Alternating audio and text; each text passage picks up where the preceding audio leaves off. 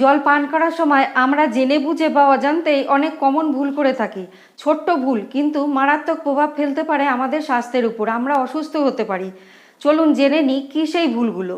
Number 1, খাবার পরপরই জল খাওয়া উচিত নয়, কারণ এটি হজম প্রক্রিয়াকে দুর্বল করে দেয়। খাবার হজমের জন্য পাকস্থলীতে গ্যাস্ট্রিক রস এবং প্যানক্রিয়াস থেকে এনজাইম নিঃসরণ হয়, তাই জল খেলে হজম প্রক্রিয়ায় বাধাপ্রাপ্ত হয়। এছাড়া ভিটামিন শোষণেও বাধা দেয়, এতে ভিটামিনের অভাব হতে পারে।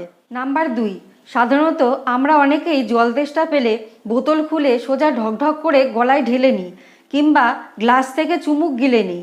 আয়ুর্বেদ অনুযায়ী এটা একেবারে ভুল পদ্ধতি।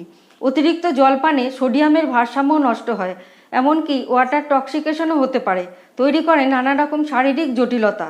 তাই যতটুকু পিপাসা ততটুকুই খান। নাম্বার 3, আমরা যখন দাঁড়িয়ে জল খাই তখন আমাদের কিডনি এটা সঠিকভাবে ফিল্টার করতে পারে না। ফ্লুইড ব্যালেন্স বিগড়ে যায়, এতে আর্থারাইটিস হওয়ার সম্ভাবনা থাকে। তাই দাঁড়িয়ে নয়, ধীরে ধীরে আরামে বসে চুমুক দিয়ে জল খান। নাম্বার 4, অতিরিক্ত ঠান্ডা জল খেলে শরীরের মেটাবলিজম ধীর হয়ে যায়। এতে শরীর ঠিকমতো কাজ করতে পারে না, শরীরে ক্লান্তি অনুভূত হয়। এছাড়াও পেট ফাঁপা, বমি, অ্যাসিডিটি এই সমস্যাগুলো তৈরি করে। অতিরিক্ত ঠান্ডা জল রক্তনালীগুলোকে সংকীর্ণ করে দেয়, যেটা হার্টের পক্ষে আদৌ ভালো নয়। তাই অতিরিক্ত ঠান্ডা না, বরং স্বাভাবিক বা হালকা ঠান্ডা জল পান করা উচিত।